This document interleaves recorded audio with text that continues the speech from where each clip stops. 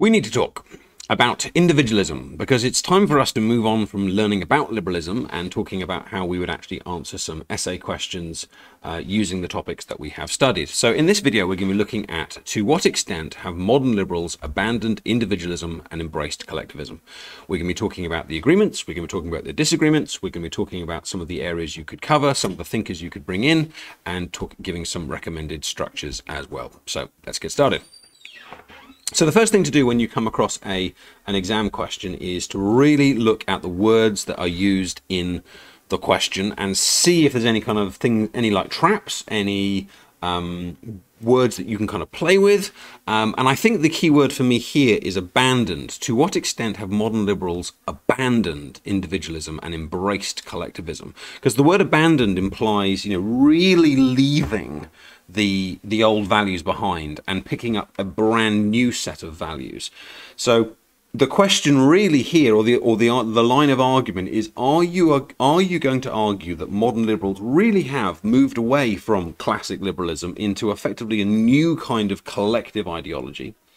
Or do we feel that in fact they still very much believe in individualism, but have brought in a few elements of collective thinking? Those are in effect your two directions. Now, I would probably go with the former rather than the latter, and I would still say they're still liberals. They still believe in a lot of individualism, but the essay can be written in from both viewpoints and gain full marks. It doesn't. A well-written question should have the possibility to go either way. So if your essay has gone the other way, that is absolutely fine, as long as you've backed it up. But let's start off by looking at the areas of agreement between liberals when it comes to individualism, because the topic here is individualism and collectivism. To what extent are we a group of individuals with our own thoughts, feelings, wishes, desires, and responsibilities for ourselves, and to what extent are we responsible as a collective and a unit? So where do they agree? Well, both classic and modern liberals believe in a central importance for an individual over any kind of collective group. That word individualism. And if you think about the key words that are covered, whether it's egotistical individualism or developmental individualism, the word individualism is still there. And so the core principle has to start with both classic and modern liberals that they do believe in forms of individualism. And you can bring in almost any of the key thinkers there, whether you want to kind of go down the feminist viewpoint using kind of Frieden and Wollstonecraft, whether you want to go down the classic individual route using kind of Hobbes, using Locke. But any of your key thinkers you could bring in there to kind of make that point. Individuals should be able to fulfill their potential in a meritocracy as opposed to some sort of kind of collective group. Now, you may or may not have studied socialism yet, but if you have, you will know that socialism believes that we are a collective, we are a group, we are responsible to one another. You have a responsibility to your fellow brother as much as to yourself. You might look at things like kind of communes and things like that. But both forms of liberalism do believe that you are an individual and you should be able to fulfill your own potential, whether that's starting your own business, whether that's educationally, whether that's in your kind of life choices. And crucially, they both still believe in a meritocracy where the brightest and the best will rise to the top and others won't, which is different from a collective form of rule. Both forms of liberalism believe in that fundamental equality is a fundamental right. So they have similar views over the individual's rights, whether that comes to things like tolerance and different kind of lifestyle choices, or whether it's different beliefs or religions or attitudes or whatever it might be. That this is a fundamental core value which is shared between them. And they both have this idea of rationality, which is explained by several of the key thinkers that you could bring in. Talking about the fundamental equality, of course, you could bring in either of the female liberal thinkers there. And rationality, the idea that you decide what is best for you, is also common to both schools of thought in liberalism. And if they were going to be a more collective viewpoint, the whole idea of collectivism is that you lose some of that freedom to make choices for yourself or on behalf of yourself, and you have to take actions that are for the benefit of the group and the whole. And both forms of liberalism, to an extent, and we'll come to that in a minute, believe that your decisions should be to the benefit of yourself, or at least you're the best person to decide what those decisions should be. And again, in both forms of liberalism, we have tolerance, we have diversity, and we have pluralism, which is competing political ideas within one country, state, or nation. So this is a lot of agreement, and this is one of the reasons why I would probably go down the route of saying that that modern liberals have not abandoned kind of an individualist attitude, because there is a lot here, which you can expand on using key thinkers, using various kind of key terms. And I'm not going to, in this video, I'm not going to go massively into the thinkers and the key terms. I'm talking about how you answer the question. You now need to go and like find your key thinkers and your key quotes to kind of back these bits up. Your paragraphs ideally should have at least 1, 2, 3 key thinkers in them, maybe even kind of 2 on each side, depending on how you're arguing it. So where do they disagree then? So if there's so much agreement between liberals, then where do they disagree when it comes to individualism? Well, the first is to what extent the state gets involved in the economy. If we just look back at the question for a minute. Now, one of the questions that students often ask is, well, if the question is about this, X, can I talk about that, Y? So if the question is about human nature, can I talk about the economy? If the question is about society, can I talk about the state? The answer is yes, if it is related, and no, if it is not related. So when we're talking about individualism and collectivism, if that then leads to a conversation about the economy, then of course you can bring it in. And if that leads to a conversation about what the state should be in terms of how a collective should function, then you can bring it in. But if it's irrelevant, then you shouldn't, and that paragraph wouldn't make sense. Now, you can of course bring in the economy, because when talking about individualism and collective attitudes, to be within a collective would involve some sort of kind of managed economy. So Keynesian economics with a kind of an interfering state versus laissez-faire Adam Smith style free markets is a key part of disagreement between classic and modern liberals. Classic modern liberals want us to be as free as possible with as little state interference as possible, whereas modern liberals are very much more in favor that the state should have a bit of kind of redistribution of wealth here and there. There should be some sort of kind of taxation to help those to have some sort of equality of opportunity. We'll come back to that in a minute. And perhaps there should even be some sort of kind of management of the economy to ensure that poverty levels are not too low, and that jobs might not disappear. It's a Keynesian kind of approach. So there's a big paragraph to be written here about these two attitudes towards the economy: a kind of a collective approach where there's some responsibility to one another, or an individual approach where actually it's kind of an atomistic view of society, which leads to a discussion of equality of opportunity. Now, all liberals would agree with the concept of kind of negative freedom, and I'll come back to that, which is the idea that everyone should be able to do what they want as long as they're not harming other people. You could bring in the harm principle there from Mill. But they disagree about whether the state should help to ensure that everyone has the same opportunities at birth or in youth.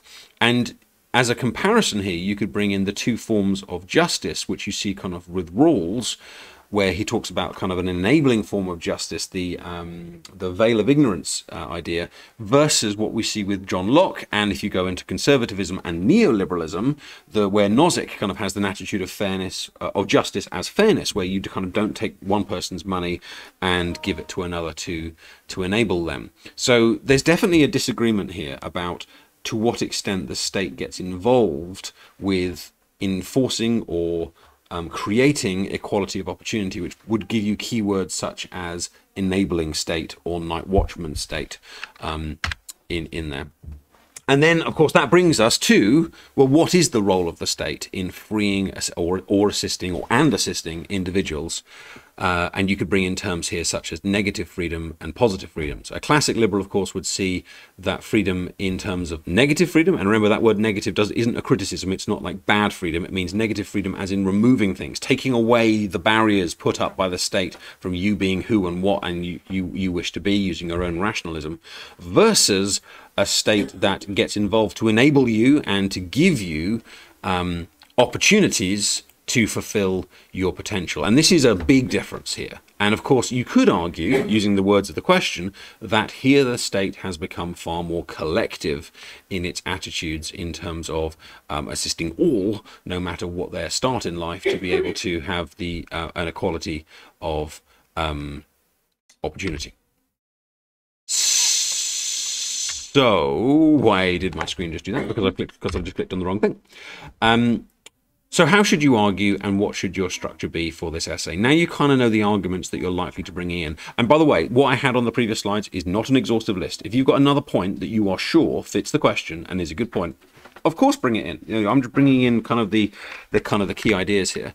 Now, when you're deciding on your direction in this question, the question is, and I'll read this out verbatim, the question is whether the disagreements mark such a significant shift that this counts as abandoning individualism. You know, again, think about that question.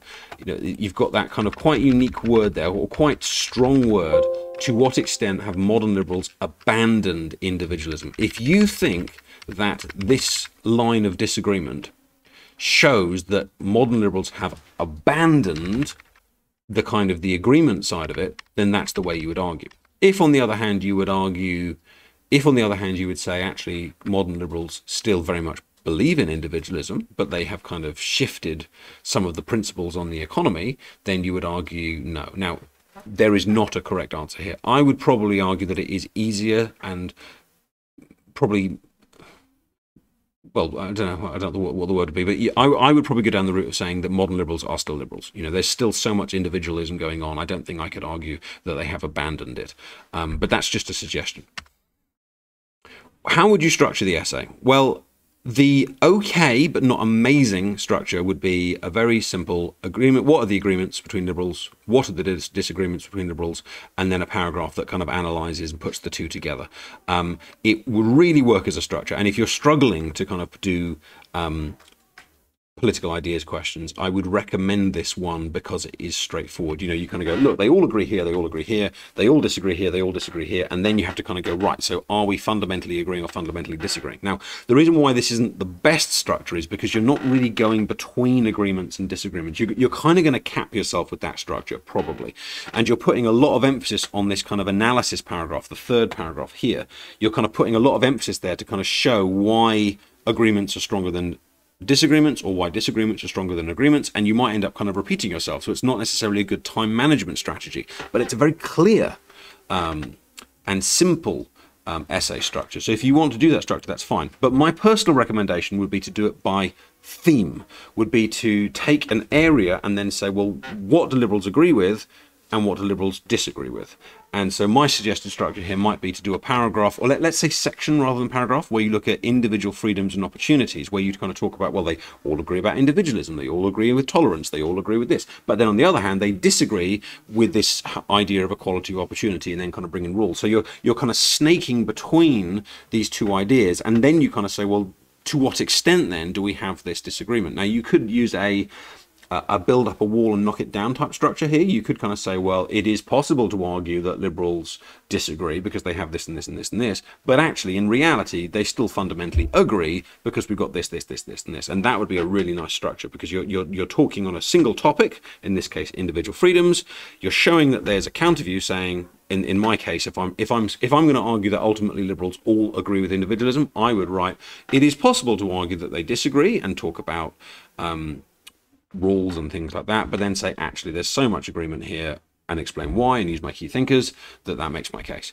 Then I could do in my second section, I could then talk about the economy, because there's a lot to talk about the economy once you get into Keynesian economics and Adam Smith, and you can bring in the feminist viewpoints there and talk about kind of opportunities for all and things like that. And again, in that structure, I would probably build up the opposite case and then kind of knock it down, and then I'd bring my conclusion together. Both of those structures, though, could lead to a highly successful essay. The key thing that the examiner is looking for is, have you talked about the agreements? Have you talked about the disagreements? Have you used key thinkers regularly? And does your essay have a line of argument which is consistent with everything that you have said? And if you've done that, the structure can be down to what works in your mind and in your kind of formulation. Hope that was useful, and then compare what you have done to this video and the arguments that you have included, because if I'm marking your essays, you'll kind of get a mark back, and then you'll need to compare what you've done with this video to see how and where you could have improved it. Thanks for watching. If you liked the video, then give it a like, and I'll see you soon. Bye bye.